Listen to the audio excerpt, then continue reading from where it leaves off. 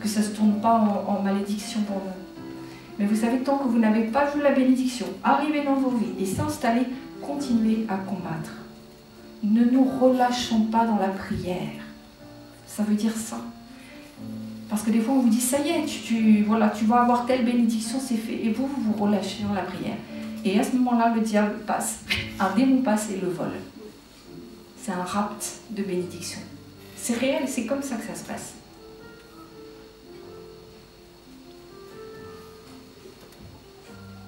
Il y a vraiment aujourd'hui un manque de connaissance dans le corps de Christ par rapport à ces choses-là. Beaucoup croient qu'après la conversion, tout est réglé. C'est ok, c'est bon, tout est réglé. Mais non, rien n'est réglé, que c'est déjà énorme. Votre condition là-haut, la vie éternelle. Mais pas notre qualité de vie ici-là. Il y a un passage dans la Bible où il est question d'arracher, il est question de détruire pour après planter, etc. Pour rappeler ce passage, nous devons déjà arracher. Arracher à qui si ce n'est au diable, ce qu'il a pu nous voler. Le diable est un voleur, ça je vous le dis et je vous le redis, mais c'est un voleur de santé mais de dignité. Les gens se sont fait voler leur dignité. C'est également un voleur de prospérité. Combien de personnes et de chrétiens aujourd'hui ont les poches vides? Et s'ils ont les poches remplies, ils les vident très vite. Ils ne savent même pas où l'argent est passé. Vous venez de toucher votre paye que déjà vous avez 1, 2 instruments, appareils ménagers qui tombent en panne. Et il vient, il vole. Il faut sanctifier votre argent par la dîme et les offrandes. Il vole votre réputation, il va voler votre honneur, il va voler votre paix, vos joies, il va voler vos grâces, il va voler vos bénédictions. Il va voler vos rêves. Si vous le laissez faire, il va voler même vos rêves. Il va les enlever, il va passer une nuit et il va voler vos rêves. Et si on n'a plus de rêves, c'est difficile de continuer à vivre sans rêve. Parce que le rêve, c'est l'espérance aussi, de quelque chose que je peux faire pour Dieu et qui va peser lourd dans cette vie et dans la vie éternelle. S'il est question de mes récompenses, il est question des perles sur ma couronne. Et le diable vient une nuit, où peut-être vous n'avez pas prié pour remettre votre nuit, et il vient une nuit, il vole vos rêves. Vous savez, ce truc occulte, attrape-rêve, vous connaissez, que vous mettez, c'est très occulte. L'attrape-rêve, mais oui, parce que le diable est un voleur de rêves. Si vous le mettez au-dessus de vous, vous allez voir, il va vraiment voler vos rêves. C'est un imitateur. Dieu donne les rêves. Et le diable vient et il vole vos rêves. Mettez l'attrape-rêve, vous allez voir. Peu de temps après, vous n'aurez plus de rêve. Bon, il ne faut pas que les chrétiens mettent ça. Si c'est le cas, enlevez-le, demandez pardon au Seigneur et sanctifiez vos demeures. C'est vraiment de l'occultisme. Il y a tant de choses occultes que le monde nous propose. Tous les jours, il y a quelque chose de nouveau qui sort. Il faut être intelligent et avoir de la connaissance. Il faut se renseigner. Sur Internet, il y a beaucoup de choses. Allez voir quelle est l'origine. Allez voir. Faites-vous votre idée. Mais n'achetez pas comme ça parce que quelqu'un d'autre, un autre frère, une autre sœur, non. Il se déguise. Le diable se déguise. Et il vous fait croire que c'est bon, que c'est bien. Non. Cette femme, elle est dans une foule, alors qu'elle doit rester chez elle. Et certainement, en tout cas, elle ne doit pas être là au contact des autres.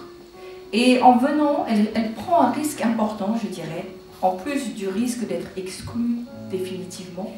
Elle prend le risque elle-même d'être déçue une nouvelle fois. Et que son mal continue encore d'empirer.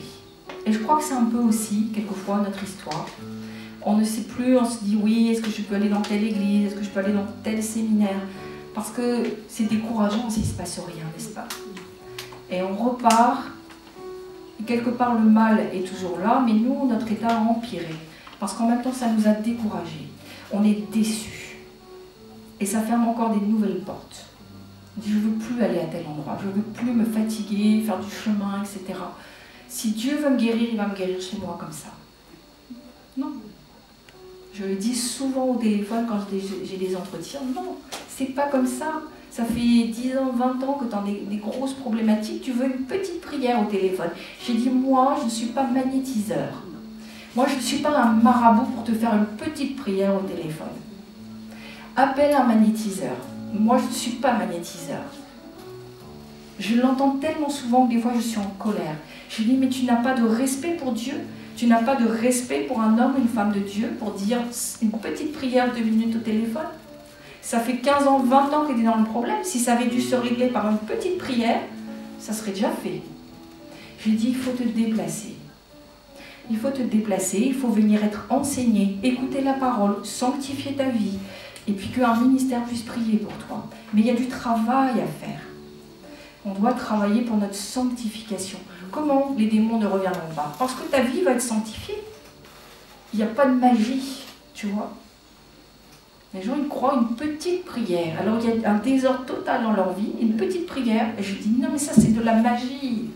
Moi, je ne suis pas dans la magie. Dieu n'est pas dans la magie.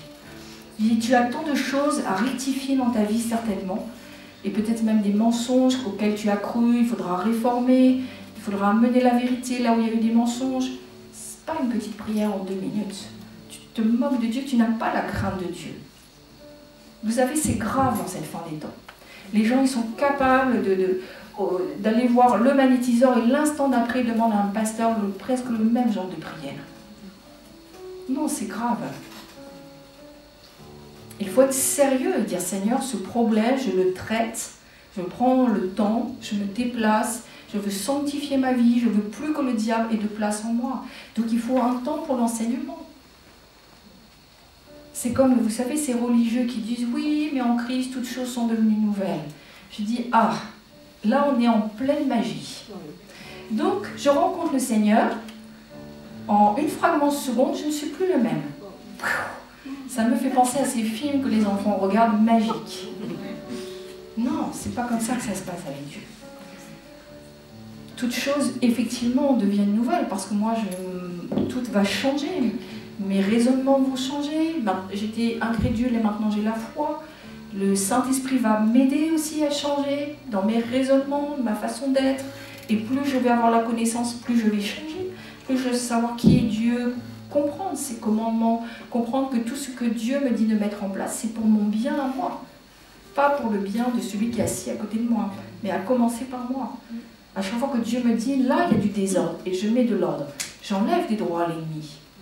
Il ne pourra plus revenir dans ta vie. Vous savez, j'étudie en ce moment les femmes et maris de nuit. Il n'y a pas de magie là-dedans.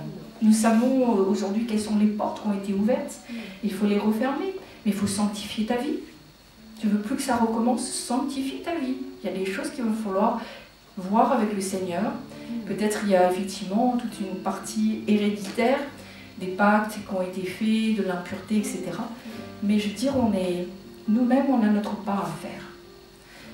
Famille, femme et mari de nuit, c'est un problème qui peut être réglé très facilement. Encore faut-il que tu sois sérieux, sérieuse. Et l'ennemi ne pourra plus te toucher, ce ne sera plus possible. Si ça vous concerne, nous pourrons en parler. Mais il y a des choses à mettre en place dans sa propre vie. C'est de l'ordre souvent, du ménage.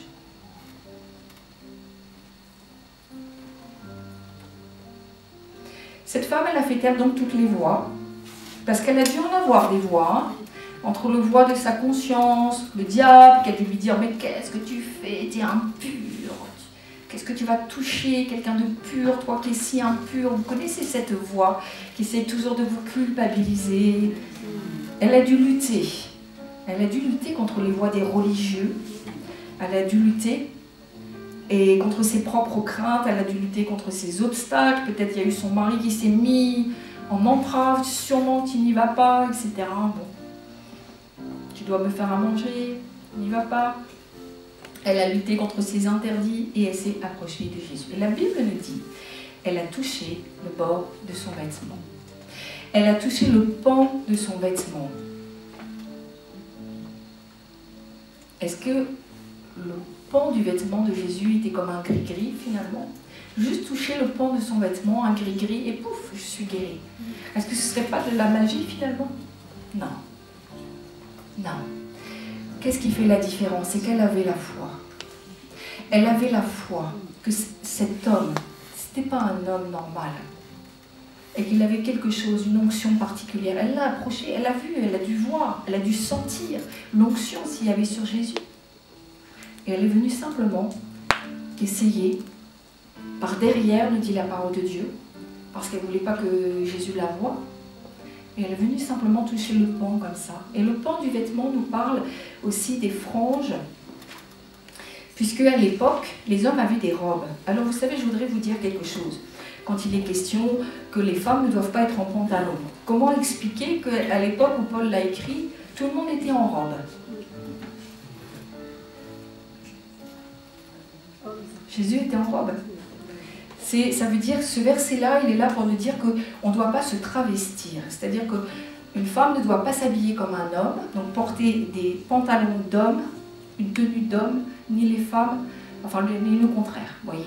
Il est question de se travestir. Là, donc, Jésus est en robe, et il a des franges comme ça, sur son vêtement, aux quatre coins du vêtement, et ces franges étaient constituées donc, de fils qui étaient tissés entre eux, et des fils et des petits nœuds aussi. Et ils étaient au nombre de 613. Pourquoi? Parce que quand les Juifs les voyaient, c'était les commandements de Dieu. 613, c'était le nombre des restrictions et des, je dirais, limitations ou obligations. 613, petits nœuds, petits fils tissés et nœuds combinés. Et il le mettait comme ça aux quatre coins du vêtement, et à chaque fois qu'un juif voyait, il devait voir les commandements de Dieu, et se rappeler qu'il devait agir selon les commandements de Dieu. Mais nous, c'est pareil, la loi est inscrite dans notre cœur. Nous devons sans arrêt dire, Seigneur, je veux que tes lois, toutes tes lois soient inscrites dans mon cœur. Non que nous sommes des légalistes, mais que la grâce est plus excellente que la loi. Et quand Dieu a dit, par exemple, attention à votre alimentation, ne mangez pas trop de porc, ne mangez pas de porc, attention aux fruits de mer, enfin voilà, pas trop de viande, c'est parce que nous avons été créés par Dieu et il sait ce qui est bon pour notre organisme. Vous voyez? Et si tu veux bien fonctionner, il faut écouter quand même les lois divines. Il n'y a pas d'obligation et de restriction dans la même mesure, mais toutes les lois morales subsistent. Tu ne coucheras pas avec le fils de ta femme, avec bon. Il y a toutes les lois morales par rapport au sexuel, l'impureté, etc. Et quand on les enfreint, on a un problème. On a automatiquement un problème. Un père qui couche avec sa fille, c'est un problème. C'est grave. C'est directement de l'impureté, et ainsi de suite. Je dirais qu'un viol, c'est déjà un attouchement. Un attouchement, c'est déjà un viol. Donc les lois morales subsistent. Et nous avons ça en nous, parce que nous avons été créés par Dieu. Elle touche le pan du manteau de Jésus et elle se rappelle les commandements de Dieu. Elle n'a pas été encore culpabilisée, là, cette femme impure. Quand même étonnant, hein? Et elle sent qu'il y a une puissance qui se dégage de lui. Elle le sent. Elle le sent. Elle le sent d'autant que juste au même instant, elle est guérie.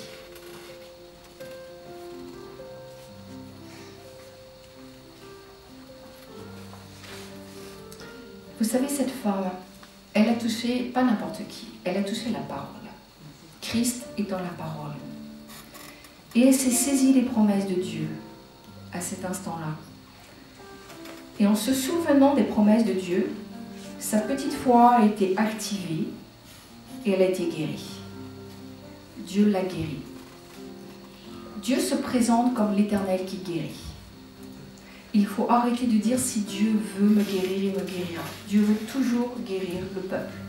Il s'est présenté, une des premières fois qu'il s'est présenté aux Hébreux, il a dit « Je suis l'Éternel qui te guérit ». Parce que Dieu sait combien on a besoin de guérison. Il le sait tellement. Il se présente comme Dieu qui te guérit. Et il n'a pas été, je dirais, Jésus n'a pas été offusqué que pendant 12 ans, cette femme, elle allait ailleurs, quoi. Elle aurait pu dire, imaginez si ça avait été un religieux, oui, t'as quand même été voir un tel, et puis moi je passe au bout de 12 ans. Jésus ne s'est pas offusqué. Je crois que ça nous montre aussi le cœur du Père. quel que soit le temps où on a été dans les problèmes, dans l'occultisme, jusque-là, à tout moment, c'est le temps de ta guérison et de ta délivrance. Dieu ne juge pas.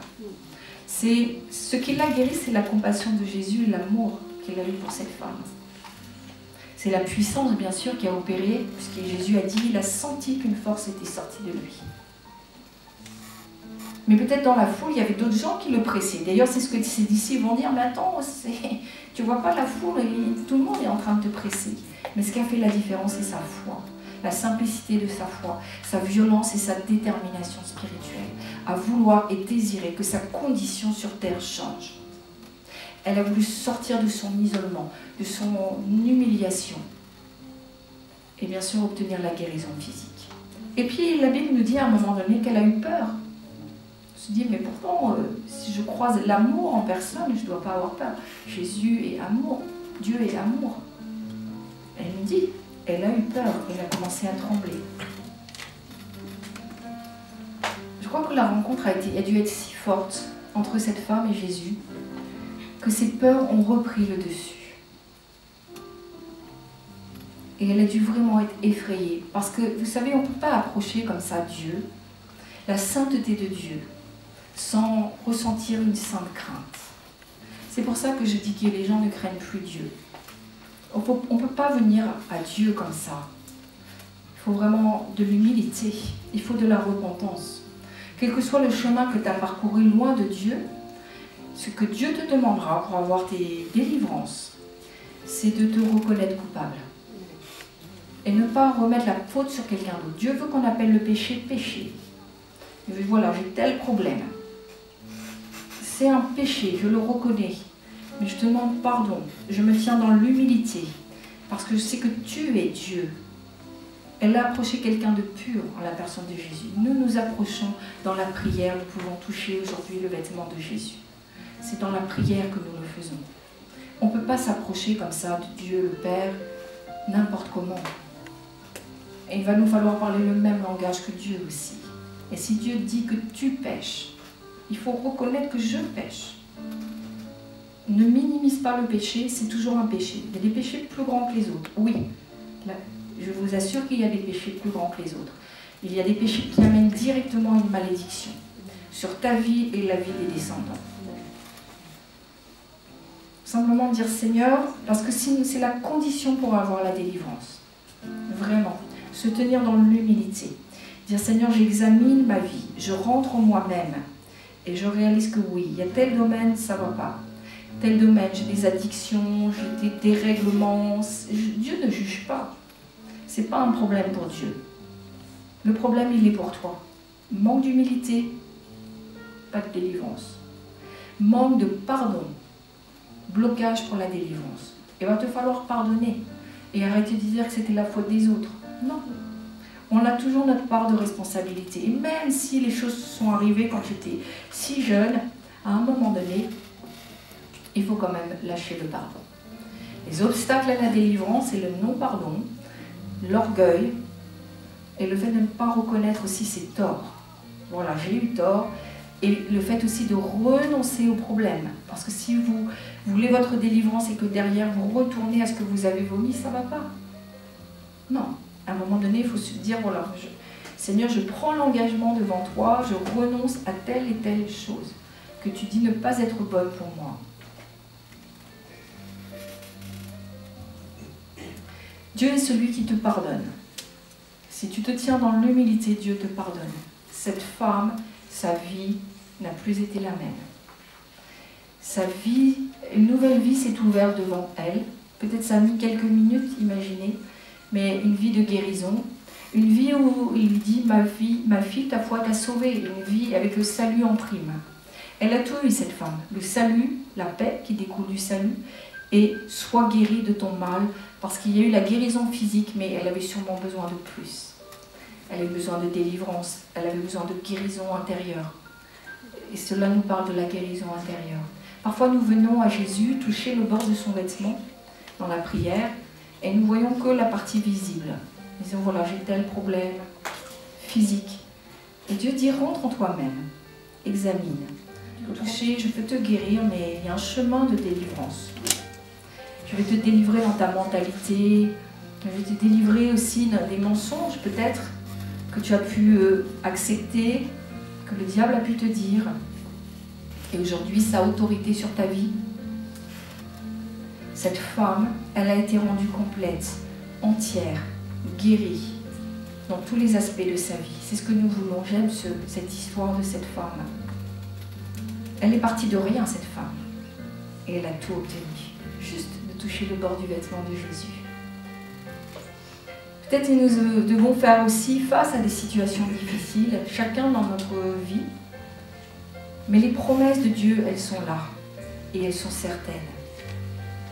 Les promesses de guérison, de délivrance, de bonheur. Les promesses d'abondance, elles sont pour toi. Elles ne sont pas pour les autres. Peut-être jusqu'à maintenant, c'était toujours pour les autres. Mais Dieu dit, c'est pour toi. Rentre dans ses promesses.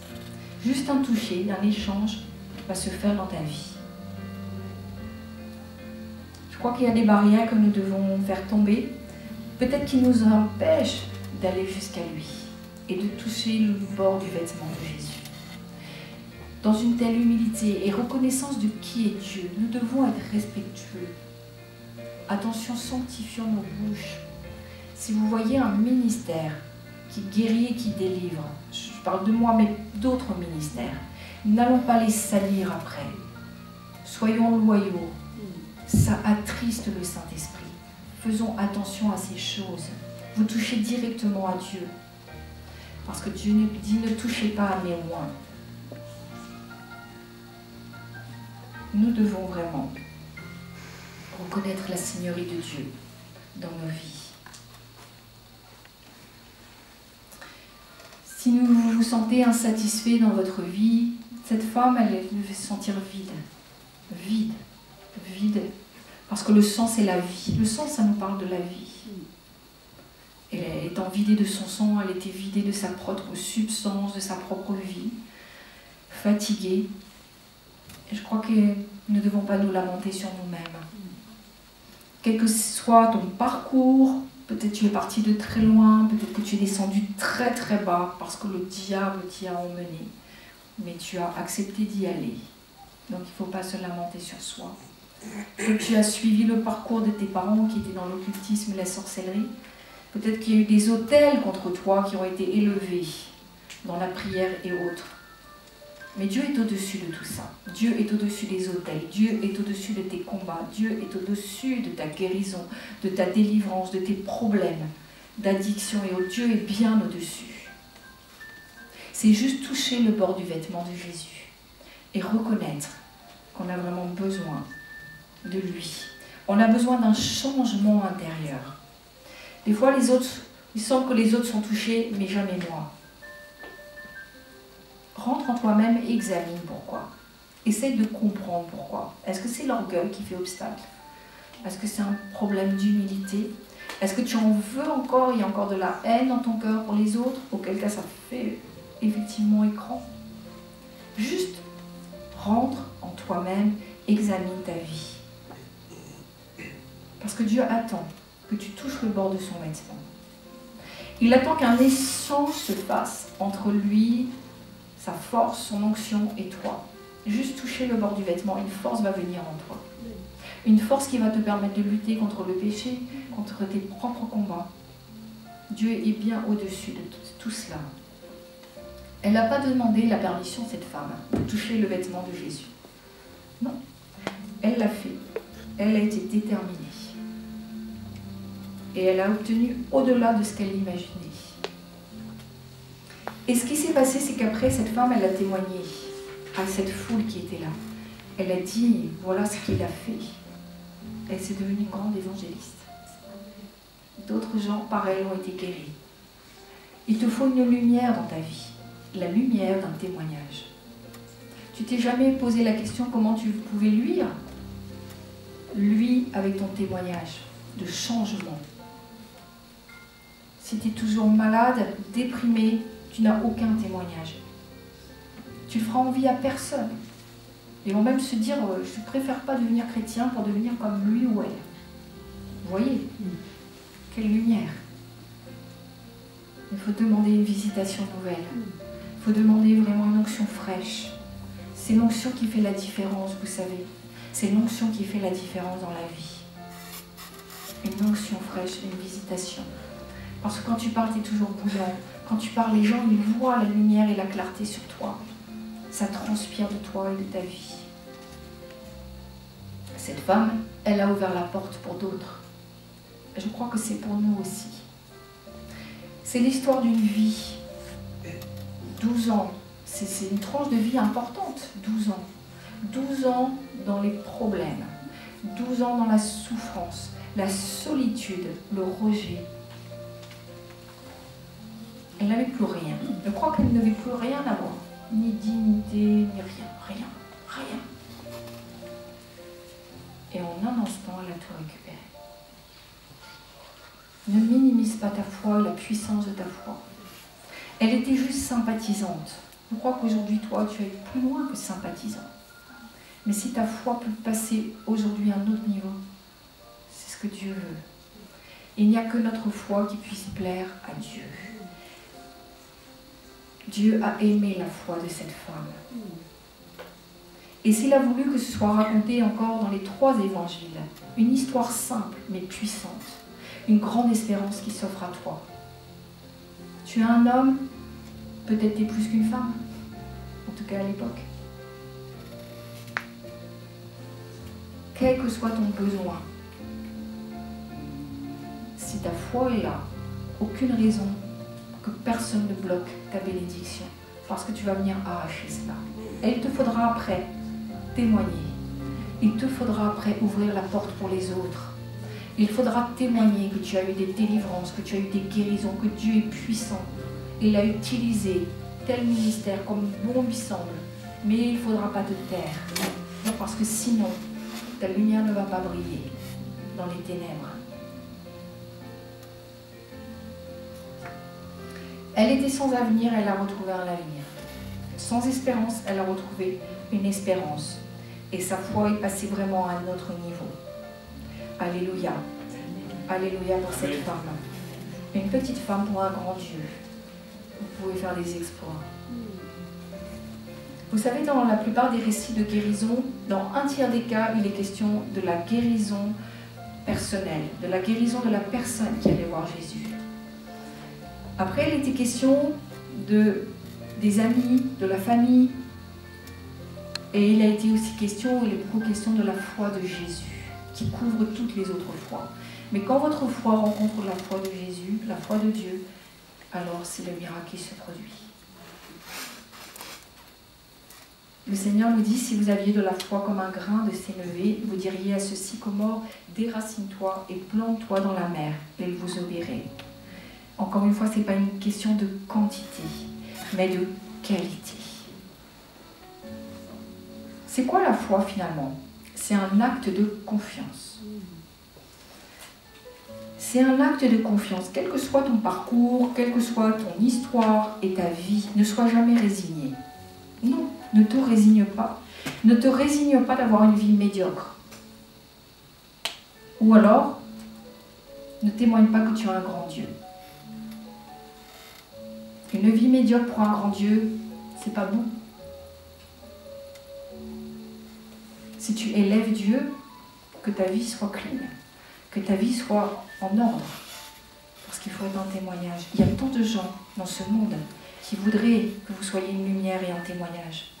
Il y a tant de gens qui attendent que vous puissiez leur parler de Jésus, qui guérit, qui délivre, qui en un instant peut complètement changer ta condition. Il y a tant de gens qui attendent. Et les chrétiens se meurent dans les églises. Je le dis sans jugement, mais les chrétiens se meurent dans les églises mortes. On ne prie même plus pour eux. Même des fois, les dirigeants ne croient plus en la guérison. Le paysage en France est désert. Le paysage spirituel est mort. Mais vous, une personne dans une église, une personne réveillée, vivante, peut tout faire bouger. Mais je voudrais que vous vous rappeliez, à travers l'histoire de cette femme, elle a retrouvé la vie, la vigueur, un avenir. Mais ce qu'elle a fait, avant de retrouver et d'avoir toutes ces guérisons et ces délivrances, elle s'est tournée vers les autres. Et elle a commencé à crier au monde, à la foule. Elle a dit, cet homme, il m'a guéri. Cet homme, il est puissant. Ne serait-ce pas le Fils de Dieu? Et si Jésus a agi, parce qu'il faisait tout ce que le Père lui disait de faire, tout ce qu'il avait vu le Père faire, il le faisait. Jésus, le Père, le Saint-Esprit, c'est la même chose. Et dans ces 3 évangiles, donc c'est dans Matthieu, dans Luc et dans Marc, et moi je vais vous lire dans Marc, vraiment, 3 fois, vous savez le chiffre 3, le chiffre de la Trinité. Ce n'est pas non plus un hasard. Et dans ces 3 évangiles, Dieu va relater un fait très précis, il va nous parler d'une femme. Vous savez, à cette époque, la condition de la femme était bien basse. La femme n'était absolument pas intéressante. La femme était vraiment complètement déconsidérée. La preuve, c'est que ça lui s'est reproché à Jésus. À un moment donné, ses disciples vont lui dire, mais qu'est-ce que tu vas parler avec une femme? Jésus est venu pour réhabiliter aussi la condition de la femme. Peut-être c'était le plus grand féministe, finalement, Jésus. En tout cas, avant l'heure. Mais dans le bon terme, dans le bon sens du terme. Je n'aime pas le féminisme. La femme ne doit pas prendre autorité sur l'homme. Il y a une égalité, mais pas une autorité qui n'est pas juste non plus. Dans les 3 évangiles, il est question donc d'une femme qui avait une perte de sang depuis 12 ans. Et je m'en vais vous lire cette histoire. Or, il y avait une femme atteinte d'une perte de sang depuis 12 ans. Elle avait beaucoup souffert entre les mains de plusieurs médecins. Elle avait dépensé tout ce qu'elle possédait et elle n'avait éprouvé aucun soulagement. Mais elle était allée plutôt en empirant. Ayant entendu parler de Jésus, elle vint dans la foule par derrière et toucha son vêtement. Car elle disait, si je puis seulement toucher ses vêtements, je serai guérie. Au même instant, la perte de sang s'arrêta et elle sentit dans son corps qu'elle était guérie de son mal. Jésus connut aussitôt en lui-même qu'une force était sortie de lui et, se tournant au milieu de la foule, il dit, qui a touché mes vêtements? Ses disciples lui dirent, tu vois la foule qui te presse et tu dis, qui m'a touché? Et il regardait autour de lui pour voir celle qui avait fait cela. La femme, effrayée et tremblante, sachant ce qui s'était passé en elle, vint se jeter à ses pieds et lui dit toute la vérité. Mais Jésus lui dit, ma fille, ta foi t'a sauvée, va en paix et sois guérie de ton mal. Et il y a tant de choses à dire. Je voudrais dire que la première chose, c'est que cette femme, ça faisait 12 ans qu'elle avait ce problème. Je crois qu'on peut tous s'identifier à cette femme parce que des fois nous traînons avec des problèmes, avec des fardeaux pendant des années. Alors que nous ne connaissons pas le Seigneur, nous traînons. Et le mal n'avait fait que empirer. Et cette femme-là, elle était impure. Selon ce que disait donc Lévitique, vous savez, la femme qui avait des règles, avait ses règles, elle devait se tenir à l'écart, elle était dans un certain isolement et on ne devait pas l'approcher, on ne devait pas la toucher et elle ne devait pas non plus toucher les autres. Elle était considérée comme impure et c'était pendant ses règles et c'était 7 jours après aussi. Donc cette femme, elle était interdite, je dirais, de tout rituel religieux, tous les devoirs religieux lui étaient interdits pendant le temps de ses règles, et c'était un temps où elle était à part, vraiment un peu isolée. Sauf que cette femme, elle n'avait pas simplement des règles pendant 7 jours, elle avait des règles depuis 12 ans. Et des règles, la parole nous dit, vraiment plutôt hémorragiques. Donc elle était, je dirais, à un endroit où elle n'aurait jamais dû être. Elle était au milieu de cette foule curieuse de voir Jésus. On ne sait pas qui c'est, certains diront c'est le Fils de Dieu, d'autres disent c'est un homme, un prophète. Qui est ce Jésus? Et cette femme, elle se trouve au milieu de cette foule et elle est en train de franchir un interdit. Parce que si on savait qui elle est et si on savait pourquoi elle vient, elle pourrait avoir des gros problèmes, cette femme. On pourrait l'attraper et... Vous savez, les pharisiens n'avaient pas le droit de toucher les femmes. En tout cas, ils ne touchaient pas les femmes. Ce n'est pas qu'ils n'avaient pas le droit, mais ils ne touchaient pas les femmes. Ne sachant pas si les femmes avaient leurs règles ou pas, c'était des gens très religieux, extrémistes, et ils ne touchaient pas les femmes. Cette femme, depuis 12 ans, j'imagine qu'elle devait être anémique, en perdant autant de sang. Elle était certainement faible. Et les gens qui ont des problèmes, parfois peut-être, de sang savent combien c'est fatigant, combien se sent vidé de l'intérieur et que c'est difficile. Parce que de cette anémie vient aussi une fatigue spirituelle. et de cette anémie, une baisse de morale, etc. Parce que nous savons que le corps influe sur l'âme et bien sûr sur l'esprit. Et elle était faible. Et la Bible va nous dire un certain nombre de choses, en tous les cas dans Marc, où il y a un petit peu plus de précision. Chose très intéressante que j'ai voulu relever. La Bible nous dit qu'elle avait beaucoup souffert. Première chose. Pourquoi est-ce qu'elle a pu souffrir, cette femme? Ok, elle a une hémorragie. Elle a une hémorragie, perte de sang, depuis 12 ans, mais elle avait beaucoup souffert. Et je crois une chose, c'est que loin de Dieu, on souffre toujours. Elle n'avait pas Dieu dans sa vie, cette femme, puisqu'elle va rencontrer Jésus à ce moment de sa vie, un moment peut-être in extremis pour elle. En tous les cas, elle avait beaucoup souffert. Et vous savez, on souffre toujours loin de Dieu. On souffre toujours parce qu'elle avait été, bien sûr, voir des médecins. La Bible nous dit qu'elle avait vu beaucoup de médecins, mais elle avait souffert physiquement, certainement. Mais je crois que c'était plus qu'une souffrance physique, c'était une souffrance émotionnelle. Et c'était sûrement aussi une souffrance psychologique que cette femme avait eue, puisqu'elle était socialement, je dirais, à part. Elle n'avait peut-être plus du tout d'amis. Je ne sais pas les relations qu'elle pouvait même avoir avec son mari, pour peu que ce soit un religieux ou pas. En tous les cas, elle avait beaucoup souffert. Elle avait été voir beaucoup de médecins. Alors moi je me dis, c'est pas écrit, hein, j'extrapole, mais elle avait été voir beaucoup de médecins au bout de 12 ans. Vous ne croyez pas qu'elle avait dû arrêter la médecine traditionnelle et se tourner peut-être vers des charlatans? Et c'est pour ça que la Bible nous dit, elle avait beaucoup souffert. Parce que quand vous allez dans des chemins de traverse, je dis bien des chemins de traverse, qui sont du domaine du diable, tout ce qui est occultisme, tout ce qui est sorcellerie, marabout, magnétiseur, les féticheurs, etc. Tout ce qu'elle avait pu essayer, cette femme. Ce qui est normal, ça peut sembler normal. Peut-être c'était une question de vie ou de mort pour elle. Elle ne connaissait pas la vérité, elle ne connaissait pas, elle n'avait pas encore rencontré Jésus. Et quand la Bible dit, elle avait beaucoup souffert, moi je comprends, elle avait été dans les mains des occultes. Et ça l'avait amenée sur un chemin où il y avait de plus en plus de souffrance. Où elle était de plus en plus isolée. Et c'est l'histoire de beaucoup d'entre nous. Parce qu'on n'a pas rencontré le Seigneur, et la médecine, à un moment donné, voilà, elle a ses limites. Alors nous commençons à aller voir des magnétiseurs, des rebouteux, des sorciers, jeteurs de sorts, etc. Et puis un tel connaît, on va essayer, et prière, et au téléphone, etc. Et ça vous amène sur le chemin du diable. Et c'est une avenue qui nous va toujours vers le bas, qui vous tirera dans toujours plus de souffrance. Et à la souffrance physique va s'ajouter la souffrance émotionnelle, psychologique, sociale, etc. Et cette femme, elle avait beaucoup souffert. Elle avait peut-être été dans l'homéopathie. Moi, je sais ce que je pense de l'homéopathie. J'ai été pendant des années en tant que chrétienne à ne pas savoir ce qu'il fallait penser de l'homéopathie.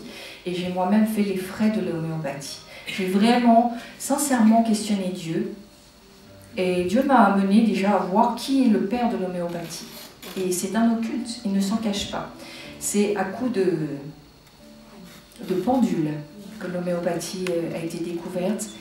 Et je crois que dans mon esprit, j'avais dû occulter cette part-là, où je ne voulais pas trop. Et un jour, vraiment parce que j'étais sincère, je vais dans une pharmacie, j'étais depuis longtemps dans l'homéopathie, et à chaque fois, je soignais un problème, et j'en avais un autre qui se déclenchait, et ainsi de suite. Et toujours un peu troublée, pas bien. Et je dis, Seigneur, je veux vraiment que tu m'éclaires. Et le pharmacien revient, et d'un seul coup, je lui dis, mais qu'est-ce qu'il y a dans ce petit tube d'homéopathie? Je voudrais savoir ce qu'il y a. Et elle va dans son vidal d'homéopathie, et elle revient, elle me dit, ce sont des fragments d'ossements humains. Oui, je ne vous mens pas. Des fragments d'ossements humains. J'ai dit, si je le prends, donc je deviens cannibale. Il m'a dit, vous faites comme vous pensez, ça reste de l'homéopathie. J'ai dit non, je deviens cannibale. Je vais laisser ces trucs homéopathiques. J'ai dit, Seigneur, merci, j'ai ma réponse.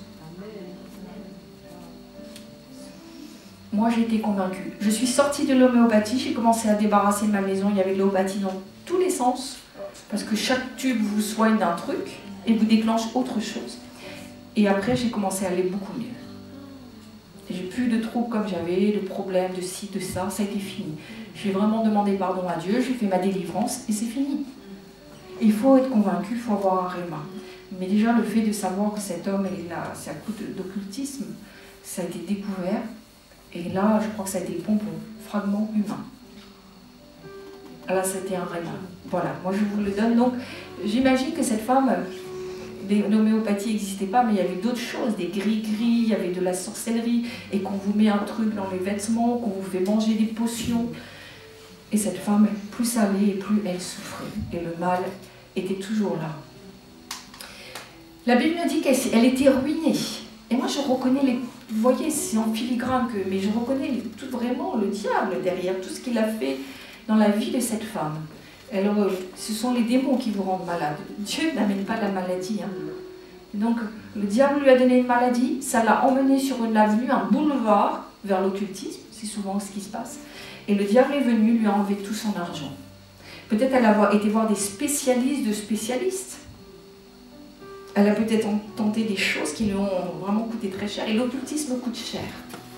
Si vous allez voir les magnétiseurs, etc., non remboursés aujourd'hui par la sécurité sociale. Ça finit par coûter cher. Peut-être elle l'a fait... elle a été aussi, je dirais, c'est des choses aussi dans l'esprit, hein. Des choses qui existaient déjà à l'époque parce que ça a toujours existé, mais des envoûtements, des choses comme ça. Bref, voilà. En tous les cas, elle n'avait plus rien, elle n'avait plus d'argent. La Bible nous dit qu'elle n'était pas soulagée. Et je crois que la souffrance qui était dans le corps s'est déplacée aussi dans l'âme et dans l'esprit.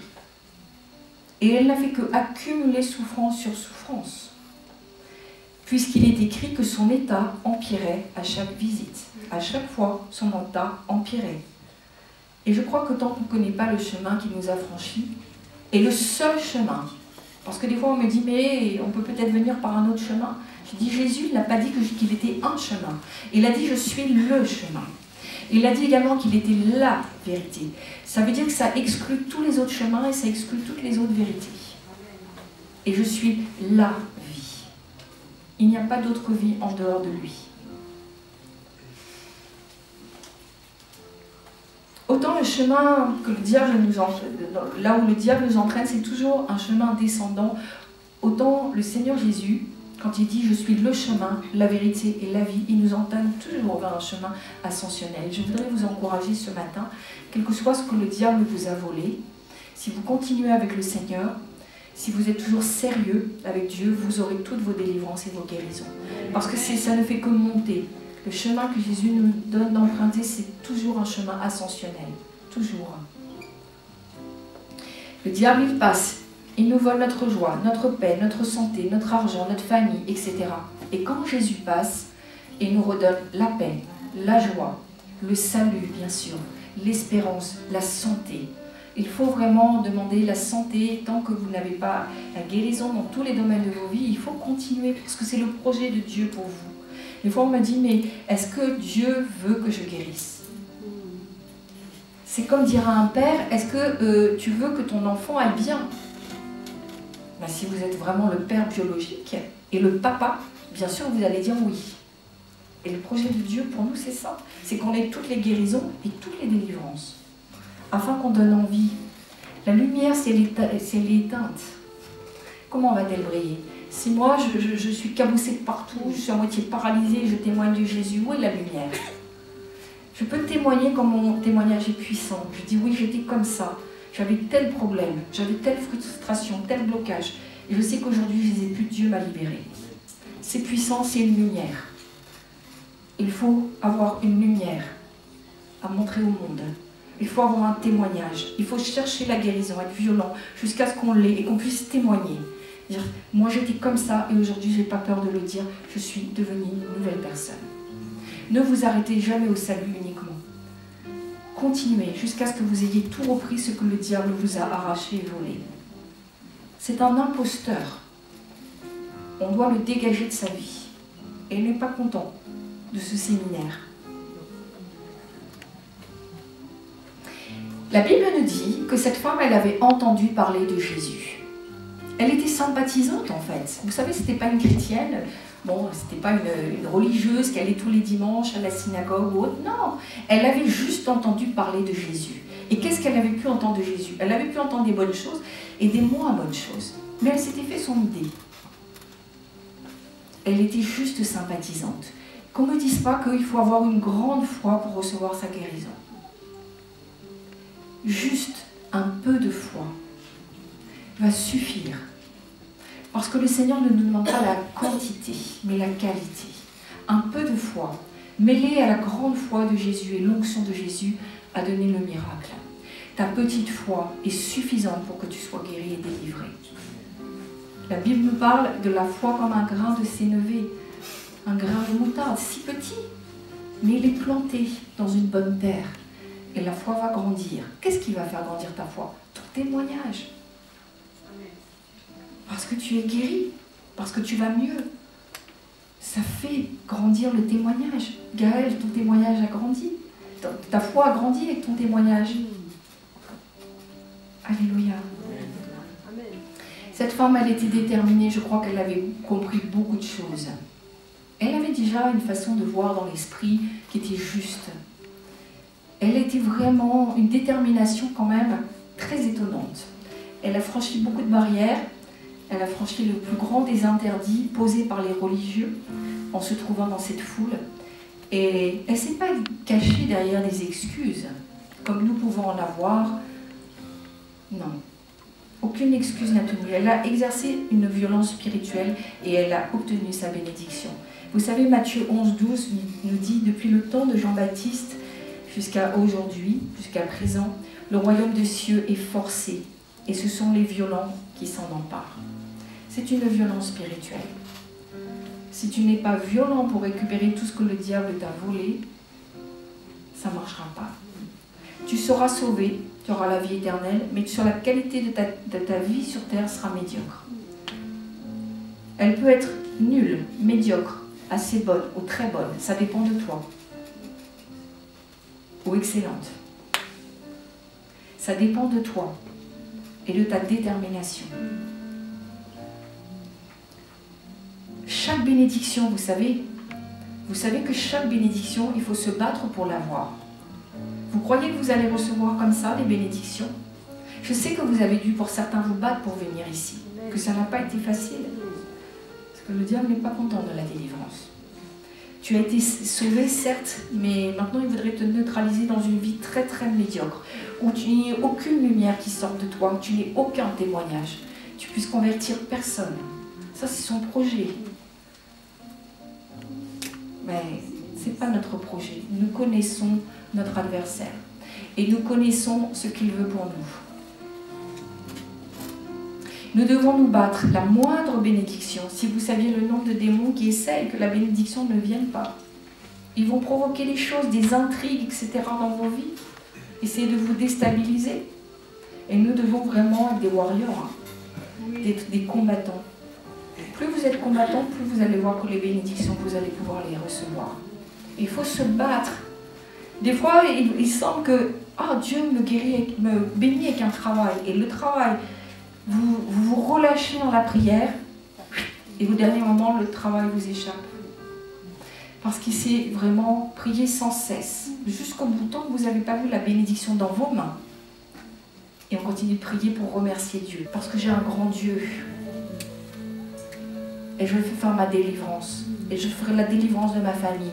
Et je vais arracher les païens à l'enfer. Deviens une lumière.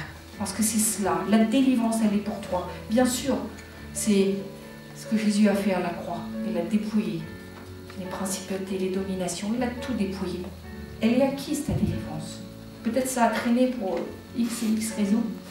Mais en tout cas, aujourd'hui, tu es allé au bon endroit. Mais n'oublie pas que derrière, il y a ta famille. Et que derrière, il y a aussi les païens qui attendent après toi. Mais reviens avec un témoignage puissant. Fais monter ta foi à un autre niveau. Le Seigneur veut plus pour nous. Et qu'on soit dans l'excellence. Pour servir Dieu, il faut être dans l'excellence. Quel que soit ton niveau, il faut être dans l'excellence. On a un grand Dieu, un Dieu saint. On ne peut pas être médiocre. On vaut plus que ça. On vaut plus que ça. Nos vies ont tant de valeur.